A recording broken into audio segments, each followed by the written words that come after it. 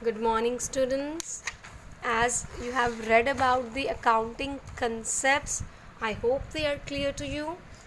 The next part, you remember I have put the arrows, one is concept and another one is principles.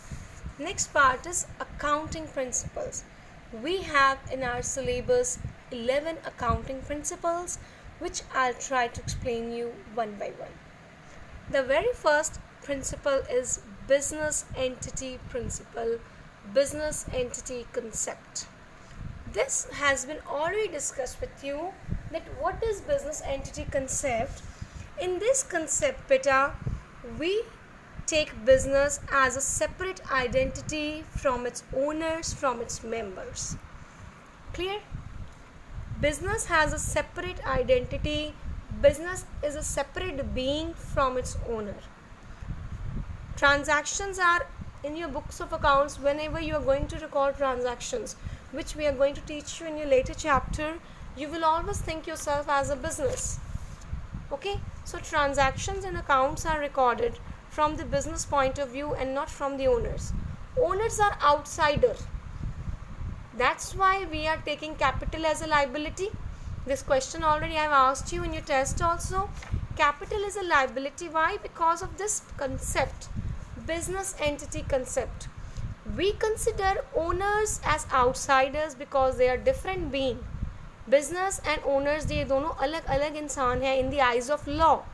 ठीक है, दोनों अलग अलग identities हैं. इंसान नहीं कहते, हम इनको आइडेंटिटीज़ कहते हैं. आपको ये आइडेंटिटी समझाने के लिए मैंने ये वर्ड यूज़ किया है कि वो दोनों अलग अलग कह लो पर्सनैलिटीज़ हैं in the eyes of law legally. तो हमने बेटा क्या करना है, ओनर्स आउटसाइडर हैं, बिजनेस से दूर बाहर हैं, इसीलिए जो वो कैपिटल लाते हैं वो लाइबिलिटी है क्योंकि हमने बाहर से लिया है. ओनर्स हमारे क्रेडिटर्स हैं. क्लियर?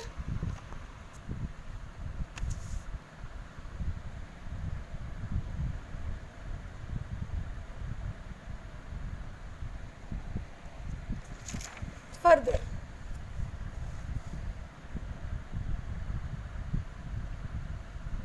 तो first point is clear. Now second point, money measurement principle. Second principle of accounting is that any event, any transaction which can be measured in terms of money is to be recorded in the books of account. उसी को आपने accounts में record करना है. Non monetary transactions जिनकी पैसे में value नहीं है वो हम नहीं रिकॉर्ड करते. जो भी पैसे में कन्वर्टेड है, जो भी पैसे में मेजर्ड है, हमने उसे ही रिकॉर्ड करना है. तो इस प्रिंसिपल की लिमिटेशन है. पहली बात तो कई बार इम्पॉर्टेंट नॉन मॉनिटरी ट्रांजैक्शंस भी हमारी रिकॉर्ड नहीं हो पाती. जैसे आपके स्टाफ की क्वालिटी कैसी है.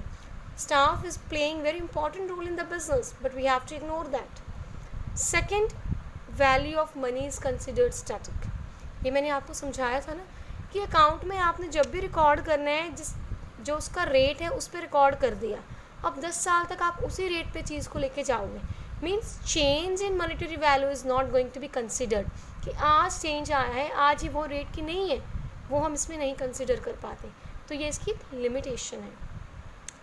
Third point, accounting period principle. ये समझो बेटा क्या है. हम इसमें मैंने आपको समझाया था ना, गोइंग कंसर्न कंसेप्ट अजम्पशन बताई थी ना कि हम मानते हैं कि हम बिज़नेस अनफोर्सिबल पीरियड के लिए करेंगे, लंबे टाइम तक के लिए करेंगे. तो लंबे टाइम के लिए बिज़नेस तो मैंने करना है, पर अब मैं बिज़नेस की प्रोग्रेस कैसे देखूं. फॉर दैट पर्पस मैं बिज़नेस की लाइफ को छोटे छोटे पार्ट्स में बांट देती हूँ. उसे मैं अकाउंटिंग पीरियड कहती हूँ. अकाउंटिंग पीरियड 1 साल का होता है. देखो, life of an enterprise is broken into smaller parts.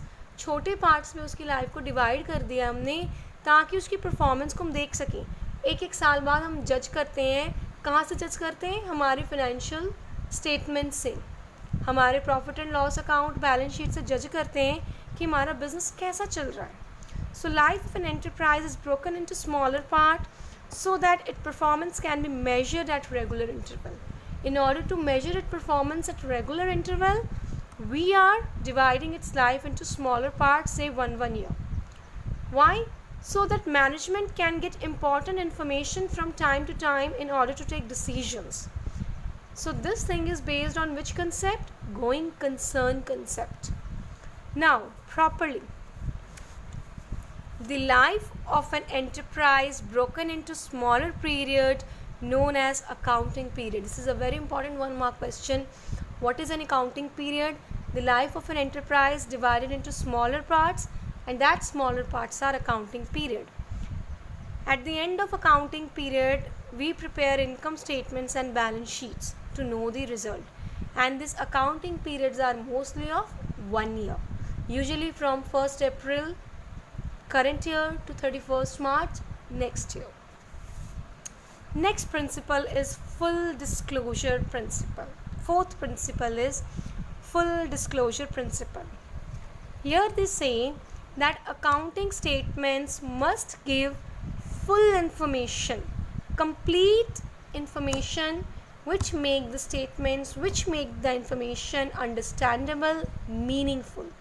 See, there should be complete and understandable reporting on the financial statement of all important information relating to the economic affairs of the entity. All material information need to be disclosed. It will result in better understanding.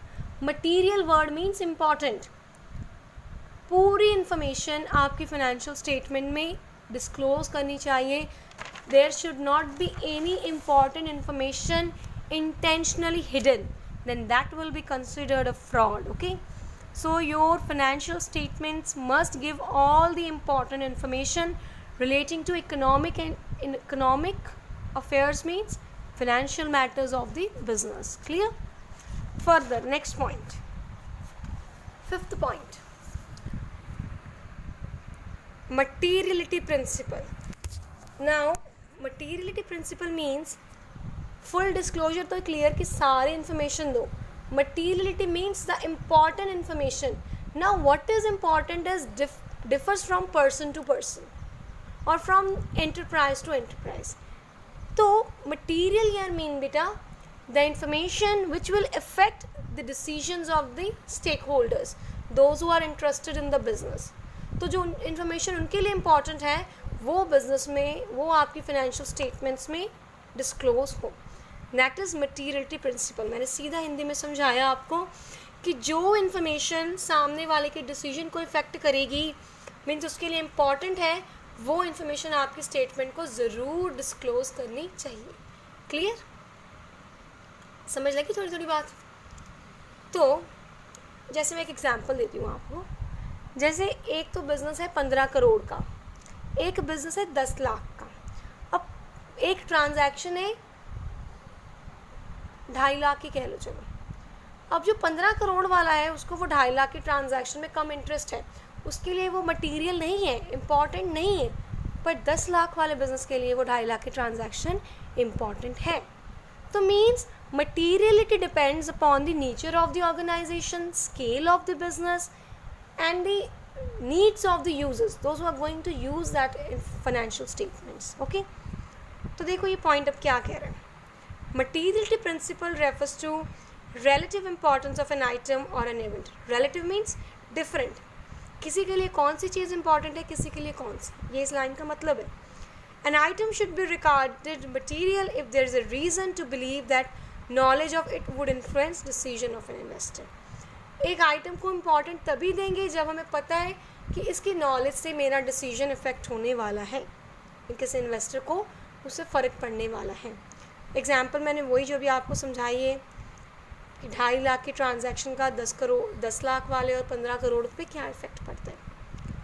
Last principle which I am going to deal with you today is 6th principle, that is conservatism principle और prudence principle. ये ध्यान से समझो बेटा. Accounting में हम ऐसा मानते हैं कि हमने अपने प्रॉफिट्स के लिए तैयार नहीं रहना, पर लॉसेस के लिए हमने हमेशा तैयार रहना है.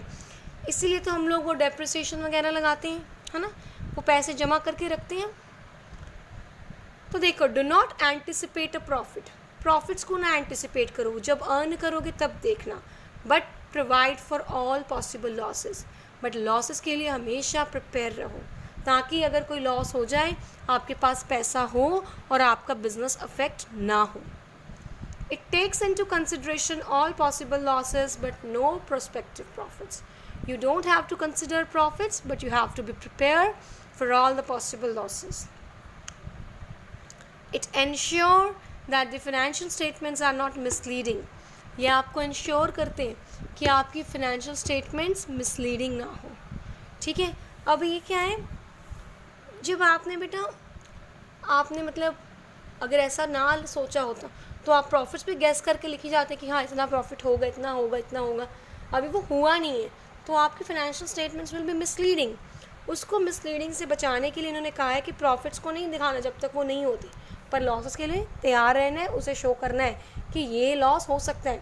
जैसे बैड डेट्स, वो जब सामने वाला नहीं देगा तभी होंगे, पर हम उसको अकाउंट में एक प्रोविज़न बना लेते हैं, अलग से पैसे निकालने लग जाते हैं कि इतने ही ग्राही हमारी रुक सकती है, इतने हमारे बैड डेट्स हो सकते हैं.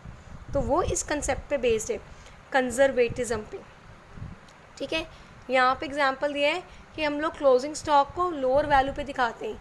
दो वैल्यूज़ ऐसे पोस्ट क्लोजिंग स्टॉक, एक बुक वैल्यू, एक मार्केट वैल्यू. आपने जो दोनों में से कम है उस वैल्यू पे क्लोजिंग स्टॉक को अकाउंट में रिकॉर्ड करना है. वो हमारे प्रूडेंस कंसेप्ट पे बेस्ड है. अब इसका ड्रॉबैक क्या है बेटा? सबसे बड़ा ड्रॉबैक है कि आप पैसे अलग से लगाए जा रहे हो, लॉस हो जाएगा, लॉस हो जाएगा, तो आपका एक अलग से रिजर्व बन जाता है, अलग से पैसा एक जगह पे जमा हो जाता है जो कोई भी मिसयूज़ कर सकता है. ज़रूरी नहीं है कि वो लॉस हुआ ही है. तो सबसे बड़ा ड्रॉबैक ये है कि ये सीक्रेट रिजर्व क्रिएट कर लेते हैं, जिससे क्या है हमारी फाइनेंशियल जो स्टेटमेंट्स हैं वो हमें सही पोजीशन नहीं दिखा पाती. सो हमें बहुत केयर के साथ, बहुत ही ऑनेस्टी के साथ इसे अप्लाई करना पड़ता है. तो I hope all this principles are clear to you. They are new to you. Listen to the video very carefully. If they are not clear, I am always there to help you again. Please tell me your doubts personally on my number. I'll try to clarify you. Thank you.